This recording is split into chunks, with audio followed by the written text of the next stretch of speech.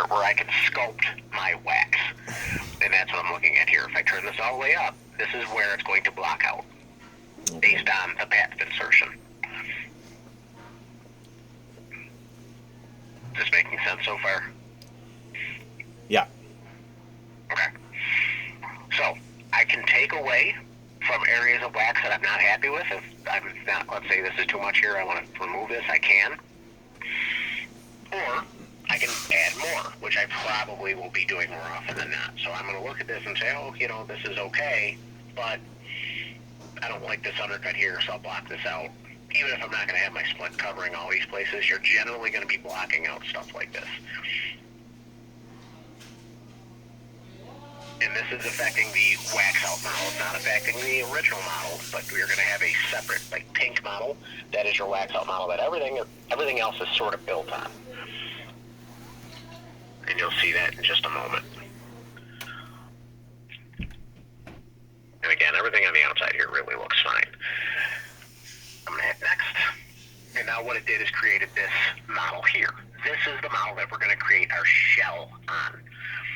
So again, we have another path of insertion because it's always going to be that way. If you prepare the model in Ortho Analyzer, you don't need to worry about this because it's generally going to have a straight up and down from the occlusal plane into here. So because we didn't do it this way, we have to reset our view, and then we're going to lock that position. So this is where our path of insertion would be, and this should be pretty close to what I already had said. So now we're at our create shell step. What this is doing is allowing us to build the walls of our splint. So based on the material or printer you're using, you may find that you have to make a thinner or thicker wall. I don't know what you guys are using. Do you? We're using the Hey Gear.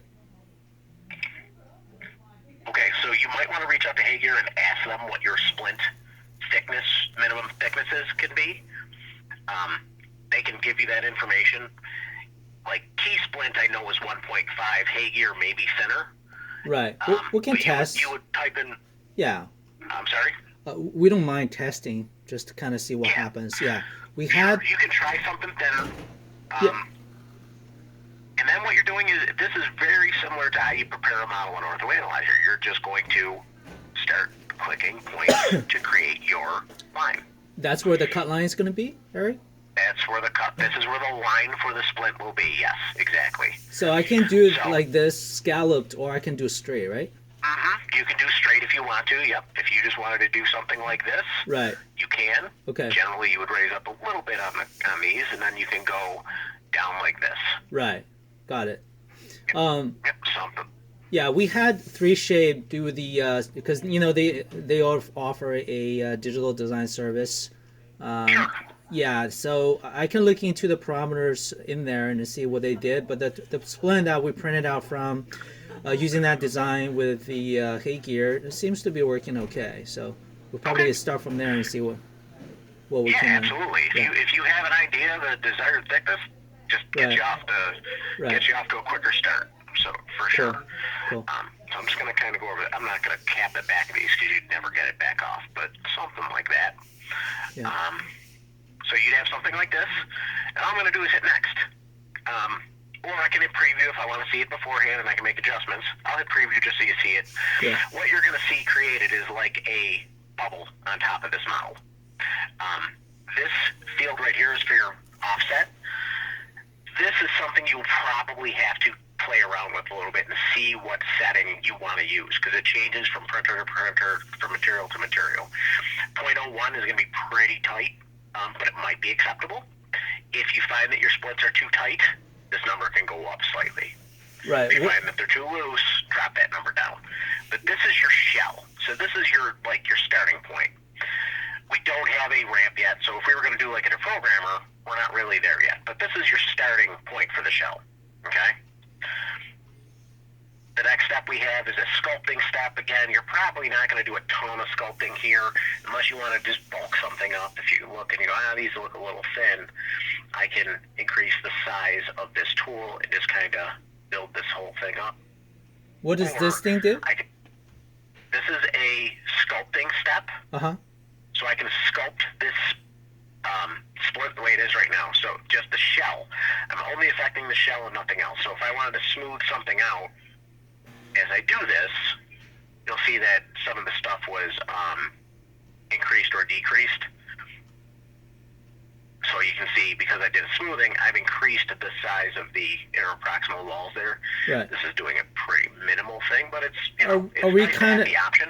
right? So by smoothing that area, are we kind of filling extra material in the interproximal area? Yep, but only on the outside. We're not doing anything inside Right. here. It won't actually let you sculpt in there, but on Yeah. the outside, yeah, you're kind of filling that out. So we're kind So of it looks a little. yeah. So we're essentially that thing you did there is kind of you're just blocking out. You were kind of doing the undercut block stuff. Yeah, like kind of. I'm actually doing more of an undercut. Yeah, well, I'm doing more of a smoothing on the outside of the shell. Is really what I was doing there. It's not necessary, but you may want to do it. Right. Depends on how strong your material is. If your material is not super strong, you may need to bulk this stuff up just so this stuff doesn't break. Right. It's not something we run into a lot, but it's happened in the past, I'll be honest with you. But this is just our shell. So So the next step we're going to do, go ahead. yeah, I'm so sorry. When you say this is the shell, does that mean that whatever thickness we have here is what's going to be printed out, or Yes. during the printing that we actually can print add additional thickness to it? So you're not gonna add additional thickness to the shell. Okay. You would have chose whatever it was gonna be here. Oh, okay. So I can artificially bulk it up, but generally this is the thickness of the walls. Okay. So if you were to look at this wall right here, So like here about to here 1.3 millimeter. is the Yeah. 1.2. Got it. Yeah. That's Yeah. what this is defining. And So then that's we're gonna just the- and then we're gonna add the thickness to the bisurface later. Right. Well, that's the next step. So Got it. Okay. We're doing the shell first, Right. and then we're gonna do a bar. Uh, So the bar is really how we define our, like, whether we're going to make a flat plane or we're going to make it a programmer. That's here. right. We're just doing the part, the clicking of the teeth first. Got it. Okay. So I'm going to hit next. I'm going to hit next. Now we're at our bar step. What we would do here is define our spline line, and this is where we're going to define where our ramp is going to be, or our deprogrammers, or our plane is going to be. So generally, you're not, I mean, unless you're doing a complete flat plane, you wouldn't do the whole arch. You could do just, these teeth here, and I'm putting more control points just so I have a little bit more control over where this line is going to go. And then I'm going to hit next. What it's doing artificially is creating a bar for me. So I can bring in my lower, and I can kind of look at this and see where my contacts are going to be. So obviously this is way higher than it needs to be right now, but I can grab this and hold down shift, pull these down so that I'm getting contact. I can also drop this down so I'm not quite as high up there. And now I can kind of ghost this a little bit, and I can actually make this plane touch first contact for each point. So as I bring this down, you can actually see that's where your contact point is. Right. And I can do this, and generally we try to make these kind of just touch. Right. And where do we adjust the bite opening? Because this one seems pretty wide open. You would have done that during the splint, or during the herps, I'm sorry, during the articulation. Right. However, if you want to change it more, if you go like, it's not open enough, we can still do that here. Right. So I can make this bigger or smaller, Nice. Okay. and then when I get to that point, I'm going to lock it again. Right. Okay. That'll overwrite my previous position. That's fine. This is a little bit smaller, but that's probably good. You don't want to have it wide open. But I do need to, let me undo that. Real quick, Eric. Sorry, I missed the first couple of minutes. Do we scan a top and bottom model in occlusion, or how do you get We this? pulled one that you already had in the system. Oh, okay. Just to use as an example. Right. Okay. You will absolutely. You do need to have both the upper and lower jaws Yeah. in the same file. The other thing, if you can get your doctors to send you this, what you'd want to request is a construction bite. Right. Because if they can send it to you with the bite already in place, that's Yeah. less that you have to do. You know, yeah. One of the things we find the doctor do is that the construction by a lot of them they have, it's not done well. We end up using just hand articulation and actually work better. Is that your experience too, Eric? Or No. Generally, we prefer that the doctor determine their bite and send it. We can open it manually if we want to, right? but if the doctor gives us the construction bite, Yeah. even if it's just like, doctor put the wax in their mouth, scan them with the position where you want the splint to be. Right. If they do it that way, you can give them exactly what they're asking for. You don't Right. have to change anything. And that's usually what we do internally here. We don't generally want to open unless there's just not enough room. Yeah, what I find a lot of the bi-wax stain when we get them here, when you put them on our articulator, there's still a bit of margin of error because those are squishy, right? Okay, so you guys are getting what are you guys getting? Are you getting raw internal scans from the doctors, or are you getting like impressions? We're getting the traditional impression and the bioregistration, where they do the 3 bioregistration, 1 on the front, 2 on the side, sometimes just on the side. Okay. When you put them on the articulation, on the articulator, the physical model one, everything fit okay, but you can there's still a little bit of room. If you squeeze a little bit harder or a little bit less harder, it varies a little bit, right? And a lot of times the the centric occlusion, it can be a little bit off. If we do hand articulation, it's going to be a little different from what we get from those 3 bioregistration. A lot of times it can be quite off. So that just tells us that sometimes the dentist really didn't get the occlusion correctly. Yeah, they didn't nail it. Which will happen. And again, you saw that we can adjust our articulation here, or adjust our position. Right. But usually, we want to use what they sent. Internally, that's what we do almost all the time. We ask for a construction bite. Right. As long as we get it, we're happy because it just makes our life easier. Yeah, I get it. It's on them, right? So. Yeah, it's on them, right? If it's wrong, it's not our fault. We made to what you asked. What's your rate of the dentist sending back the splint for adjustment? Pretty minimal, honestly. We have a very, especially with our nylon ones, we have a very low return rate on those. Yeah, actually, one of the things I wanted to ask you, Eric, was about nylon, the nylon splint. Do we, is that done via 3D printing, or was that done milling? It is 3D printed. Okay, what kind of printer do we need for that? The printers we're using are EOS Velocis 4 mega machines. I'm going to warn you, they're very pricey. That's what I remembered. Yeah, they're $100,000+ units. Okay, so you guys you got it, but you guys use that only for the splint? We use that for the splint. We also use that for the nylon herbs. We also use that for some model fabrication, but pretty minimal. Right. So mainly for the splint and also the herb, right? Yep. Nylon. Yep. Okay. Yep. How many nylon or splint do you think we need to make a year from that to justify the cost? Oh, that I don't have an answer for that. It depends on every business, I guess. It's not going to be a small amount, I can tell you that. We have those machines running 24. Well, they're running 18 hours a day, 6 days a week. Right. And we're doing tons of splints on them. They can print. Each one can probably print about 100 splints at a time. Wow. We're not filling it completely. With splints. Right. But I mean, we're running the heck out of them because, again, to justify the cost. 100 splints at a time? 100 splints at a time? We could, yeah. How long does it take to print? Have a very large build area. Yeah. It's basically a build volume, which is pretty nice. But again, they were a very, very large upfront investment. Right. And you guys sell them, or is it like a special order from? Don't. You don't. No, we don't sell the machines. We reached out to EOS. I see, but it's not exclusive or anything. If we wanted to buy, we could buy and etc. Right? Yeah, absolutely. Okay. Yeah, we don't have any. We don't have anything about EOS machines. That's not.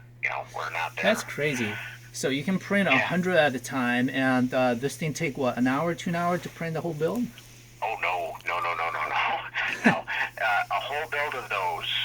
And I'm talking like hundreds at a time. You're talking about probably close to an 18-hour print.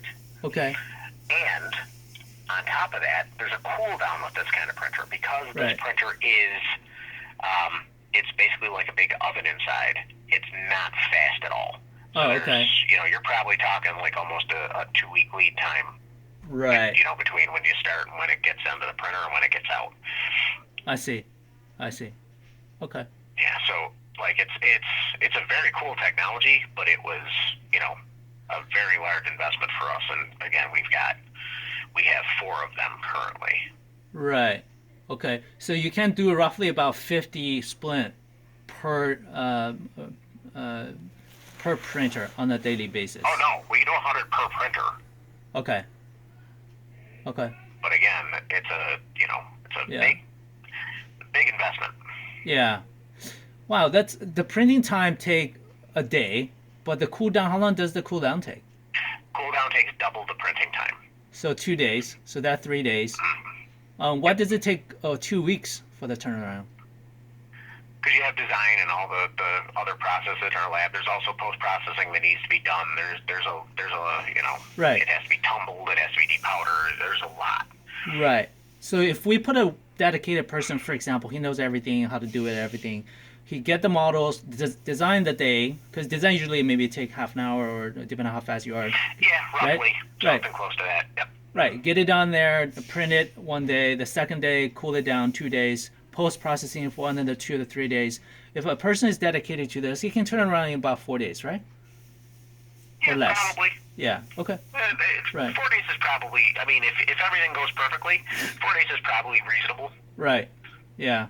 Okay. Cool.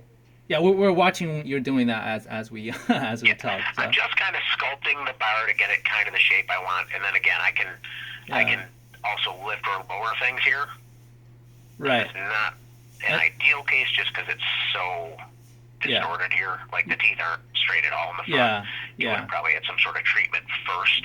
But again, it's an example, and I'm trying to keep it from being so jagged that it looks terrible.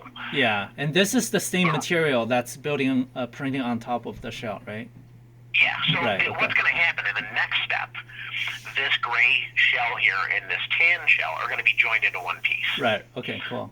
And then I can put it on an articulator and kind of move it around and see how everything kind of lines up. So, Right, okay.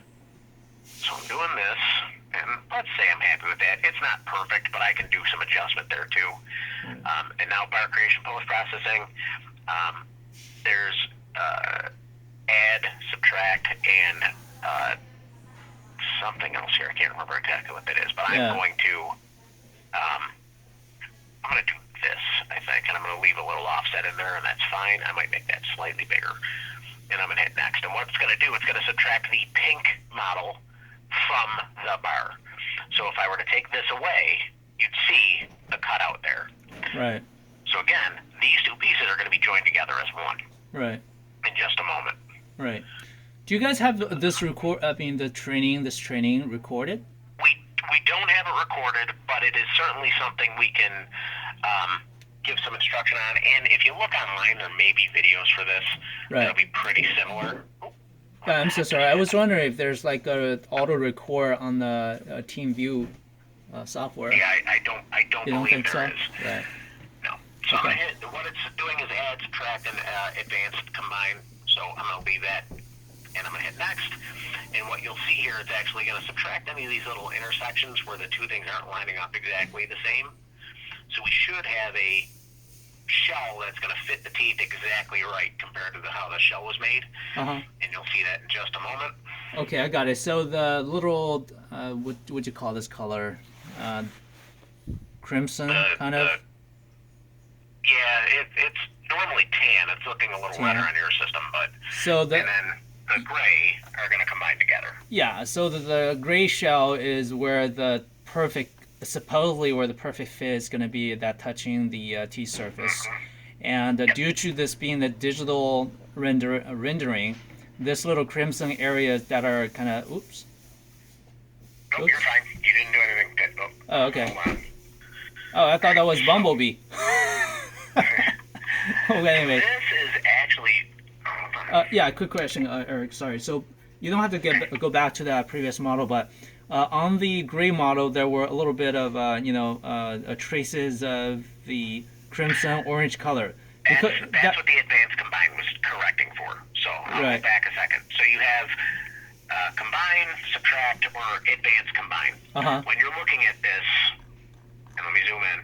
Yes, you're right. You were seeing little traces of that color. These traces is because this is a 3D rendering, so they're kind of meshing together. And they're meshing together. Right. But there are, if you were to look really closely, there are sections where there's like a little lip that will not be the same.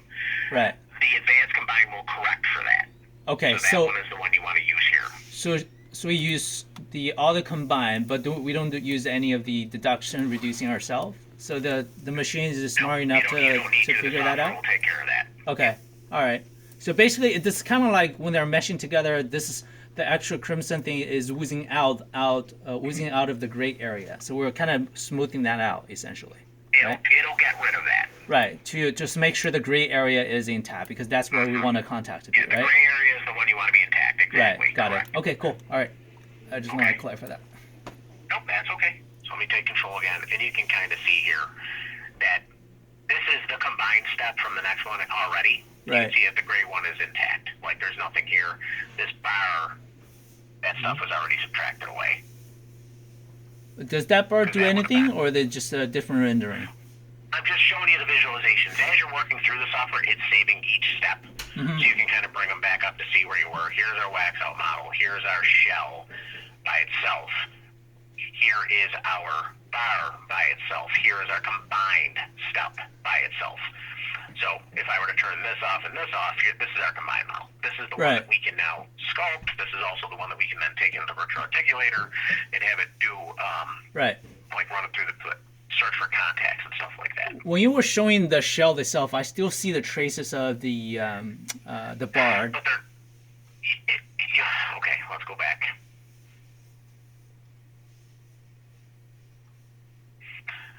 Right. So you're seeing this right here. This is the uncombined version. Okay. Like if this is off, this is the uncombined one. Okay. Okay. When they get combined, this is more what it looks like. Right. And inside, this is normal. This spec one here just shows that they're on the exact same point. You would expect to see that. The green specks on the gray? The green specks, you see how they're everywhere? Yeah. That's because they're an exact match. Okay. This is normal. This is what it should look like. Okay. What we wouldn't want to see is this. Got it. I got it. See this line here? Well, here's a good spot. You can see this deformation right here. It's this, like, if we printed this way, this would not fit because the shell is not lined up right. But you can see once we did the combine, it disappeared. That ridge is not there. I see. The advanced combine takes care of that. If you just did a combine, you would have both of those, and then you have to go back and sculpt all that stuff away, which, trust me, you don't want to do. Okay, so the reason we're still seeing the grain just basically showing that's where the crimson stuff were, where the extra bar were, but now it's showing the grain because this is digital rendering. It's basically having traces of it. They are exactly overlapped. Yeah, right. Okay, got it. Okay.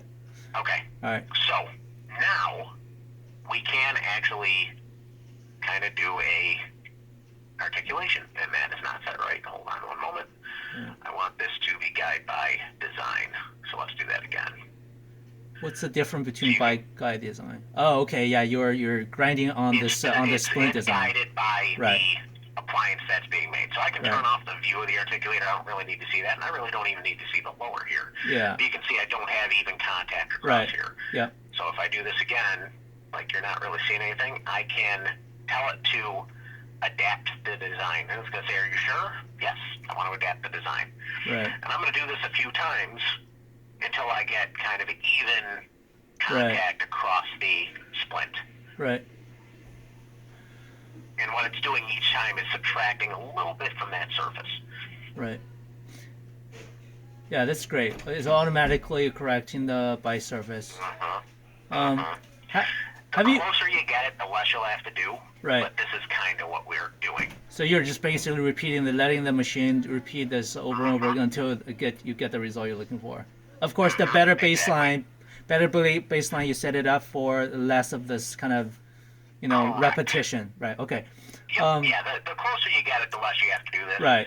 Yeah. This was not an ideal case. Again, there's a lot Right. of kind of jagged teeth everywhere, but Yeah. you get the idea. Yeah. You're creating your bar where you want it to have minimum contact.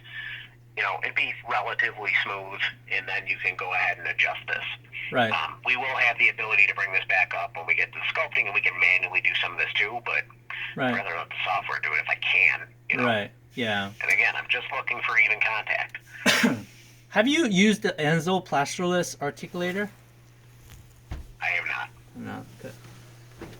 Which plasterless articulator We do you don't. guys use? I don't use it. We don't Yes. use any plasterless articulators. Okay. Internally, we use like the SAM 3s. Okay. Which ones? I'm sorry. SAM Oh, articulators. Sam. Okay. Yeah, we're not doing anything plasterless right now. So for all your Nygaard splint, are you guys all doing them digital, or you don't do any of the thermal ones?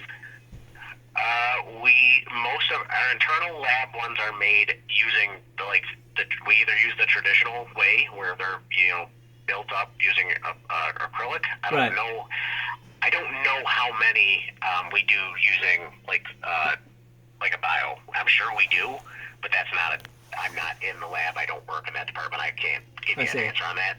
Yeah. I know we do a lot of our night guards and stuff digitally now, and that number just keeps going more and more toward that. Right. Just because it's less manpower. It's easier to do. Which do you guys do more of? The Keystone ones or the nylon? The nylon. 100%. 100% nylon. Right. Yeah. Yeah. Yep. We do tons of the nylon stuff. Right. So again, this gives you an idea. I can keep doing this, but I'm not going to. I'm starting to get some even contact there. Yeah. I'm gonna hit next. The next step is giving me is an ID tag. You can use this if you choose to. You can choose not to. It's up to you. So you have a couple of different options for ID tags. You can do a detachable one, where it will literally just put a little tag on there. You can put in what you want it to say. To test. And you can see it's small. It might be too small. I'm gonna be honest with you. These are really, really tiny. You can also increase the number of legs to hold it on there, but there's nothing you can do here, unfortunately, to increase the size of the tag. Right. What do you guys use the tag for? Just to identify them when you have tons of cases on here. We don't use this because it's too small for our printers. Right. The resolution on the nylon printers is not good enough for this. Right. So we would not be able to read this. The other option you have is to do an integrated tag, which will again, it can add it so it can be erased lettering. If you do it this way, it will give you the ability to control the scale. Right. But that's more finishing you have to do because you'd have to buzz it off the side, make sure everything's smooth, or you can make it an indented one, so you can choose to do a recessed size as well, where this is sticking out. But if you do it recessed, you got to make sure you're not blowing through the walls of the shell, and it might be a trap for bacteria. So there's not really a good option here. Nothing that we're in love with. I would probably do something like this on the outside and see if the patient tolerates it. Right. Yeah. Or you use a third-party thing and just stick a label on there somewhere, or you just, I don't know how many splints you're going to print at a time. Right. Just keep track of them manually. Right. You have some options there, but this is not the best solution here. Yeah.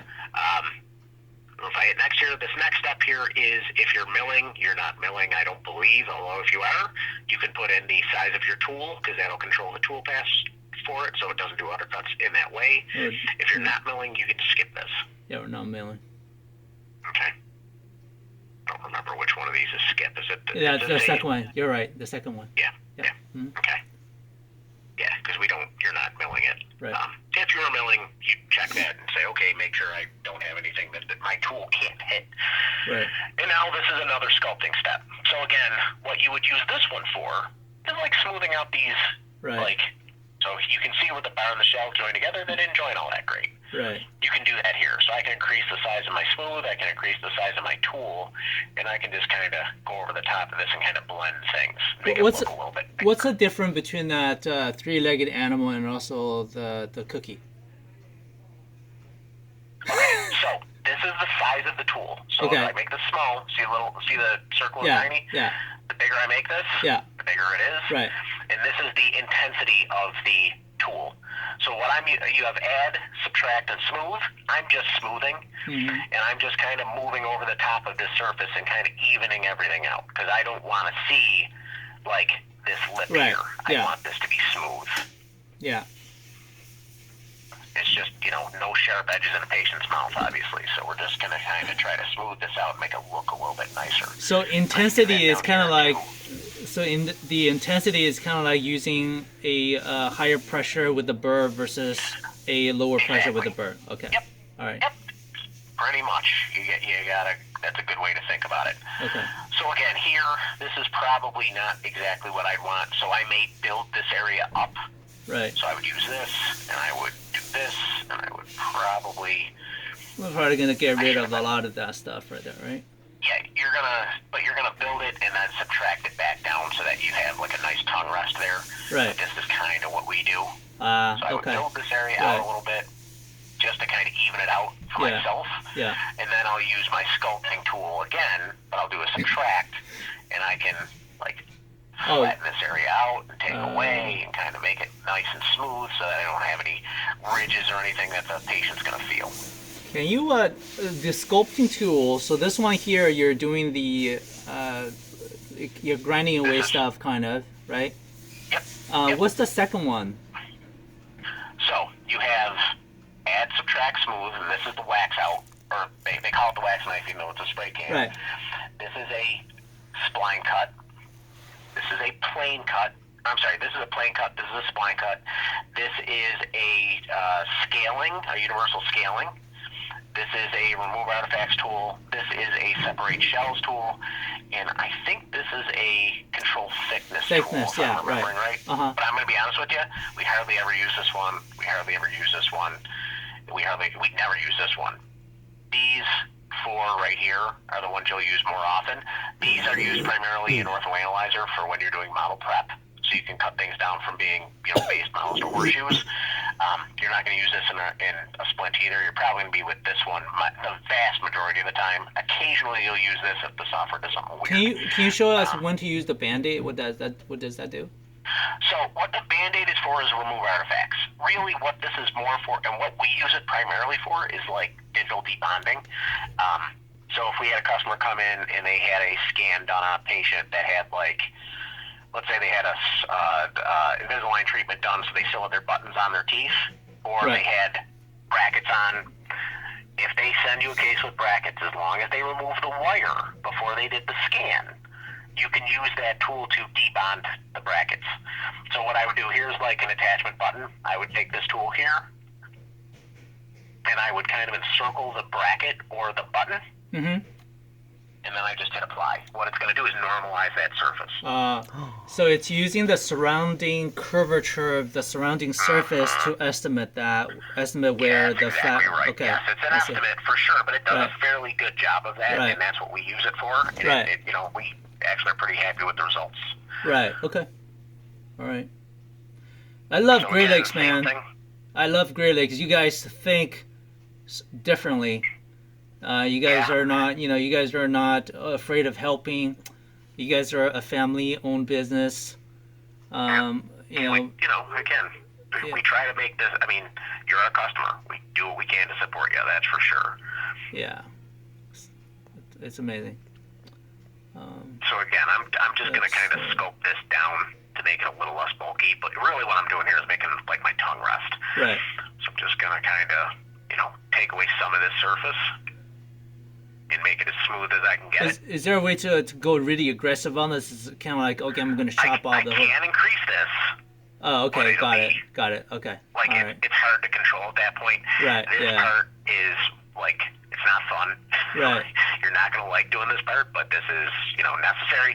Unless you're really good at creating your bar. And I could have spent more time on that, but I just wanted to get through.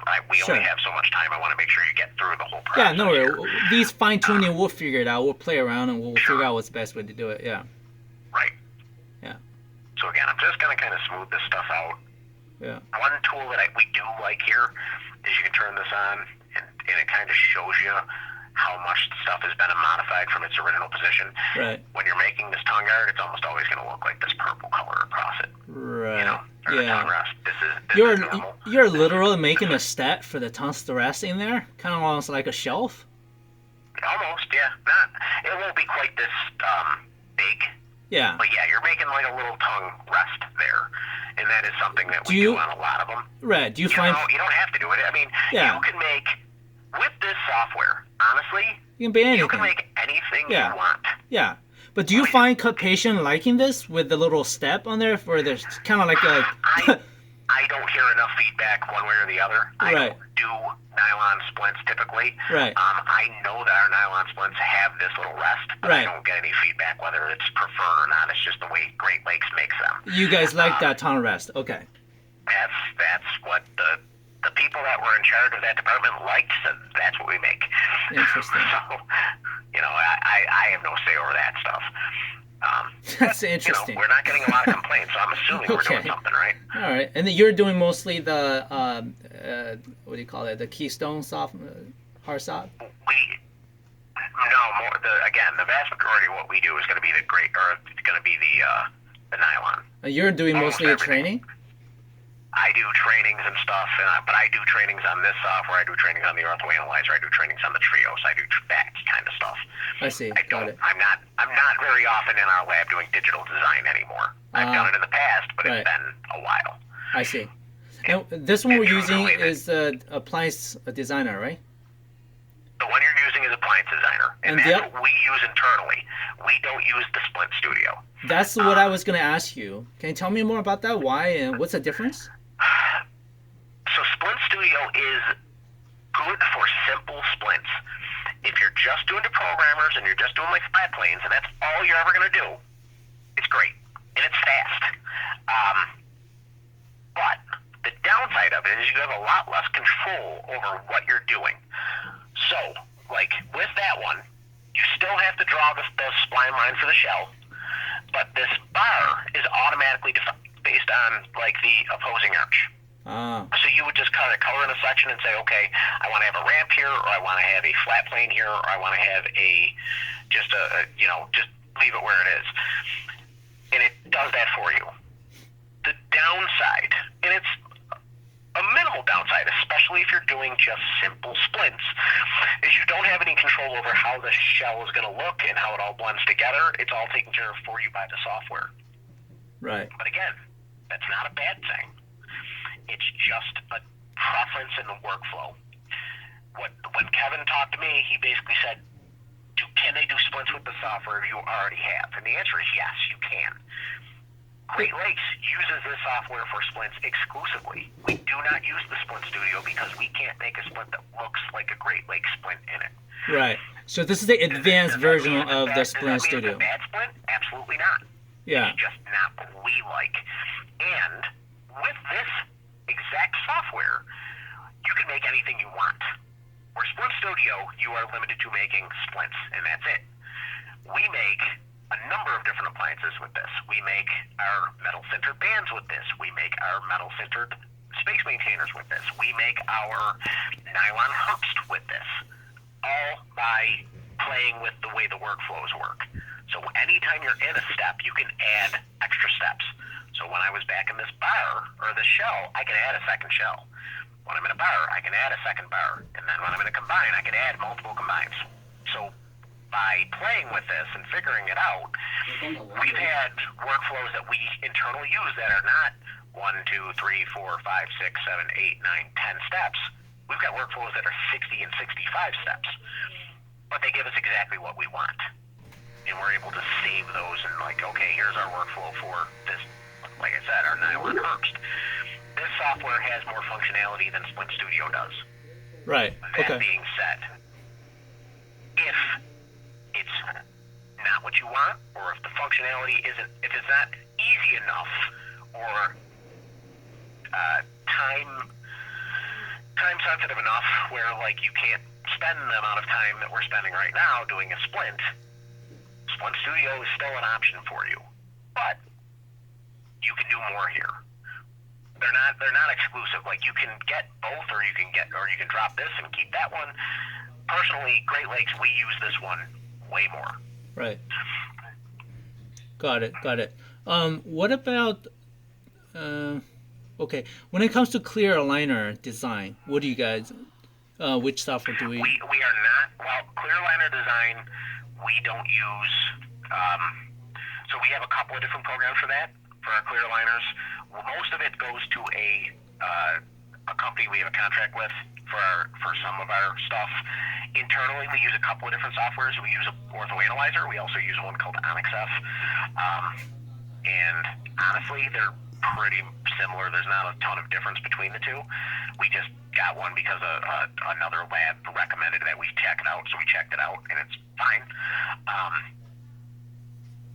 But like that's all. We're printing models and vacuum forming over the models. We're positive pressure forming using our bios and minis on those models. We are not doing any direct printing of aligners currently.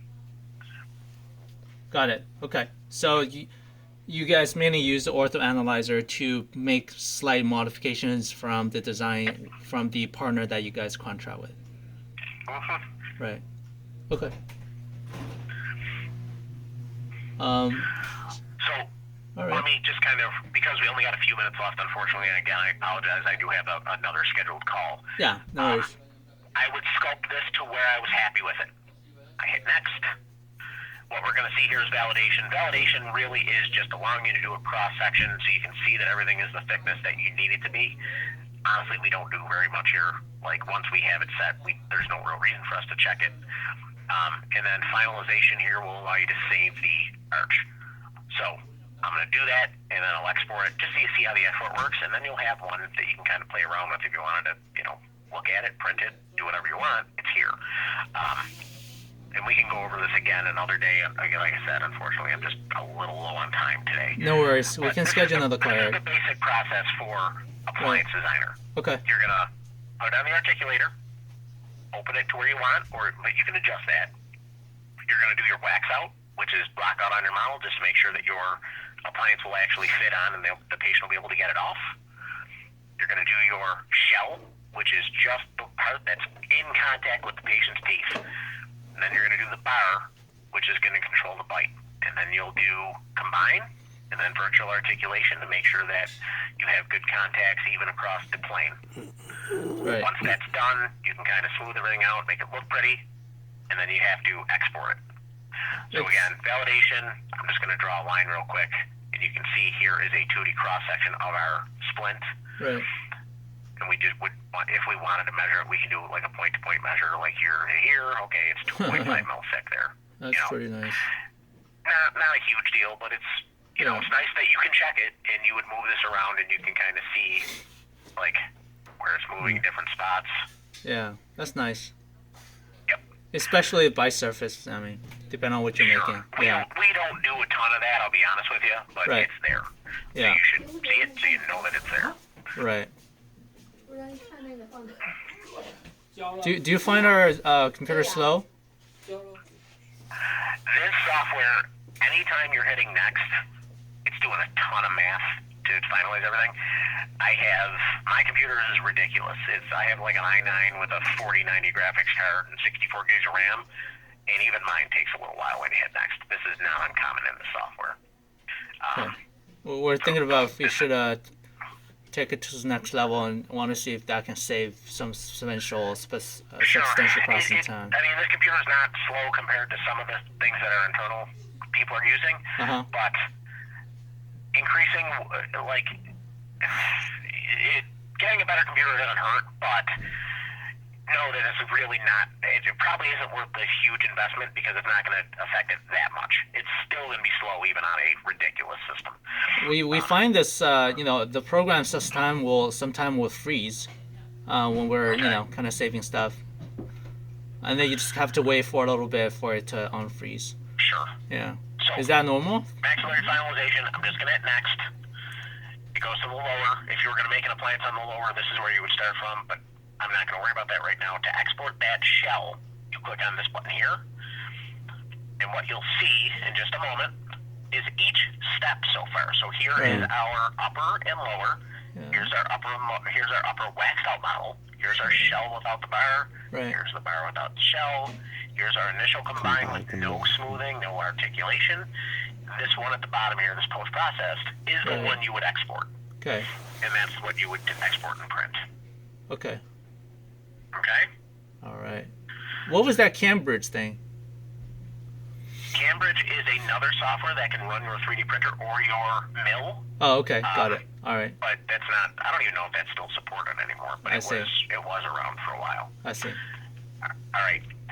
Unfortunately, we've reached the end of our available time, and I do apologize that I'm cutting this short a little bit, but I hope this gave you a little bit of an idea of what the software is. Yeah. My advice would be play around with it a little bit. Yeah. You can't really hurt anything. And Right. if you run into any questions, you can give us a call back. Sounds good. All right. Just a quick question before I let you off. We basically use the E2 scanner. We can put the upper and lower model in articulation, hand articulation together, and we scan that and scan this into the system. That will be enough, right? And we have, of course, a separate upper arc scan and a separate lower arc scan, and also that not by registration, but that occlusion You'd model. have to do, if you're getting or if you're scanning models, you can do the upper lower and then put them in the byte relationship and do that scan, and it'll keep them all together in the one piece. If you're scanning By registration? impressions, you would scan your upper and lower impression, and then you do have to scan the wax plate and manually pin everything. But that is necessary for this. Got it. So you have to have the byte relationship. got it. So as long as we have upper and lower model and put them in hand articulation, that will work. Yeah. Right. Okay. And porting into the model, they will basically do the virtual articulator will articulate based on what our hand articulation is, right? Okay. Right? Is that kind of what it is? Yeah, it'll be to whatever the articulation was when you scan it. Right. Okay. All right. Sounds good. Thank you so much, Eric. We'll play around with it and probably schedule another thing with you. Thank you so much for your patience. I know I asked a lot of questions and that interrupted you, but No, that's I okay. appreciate it. That's All what right. we're here for. Awesome. Thanks a lot. Thank you. I'll let you go. Yep. All right. Bye-bye. Bye-bye.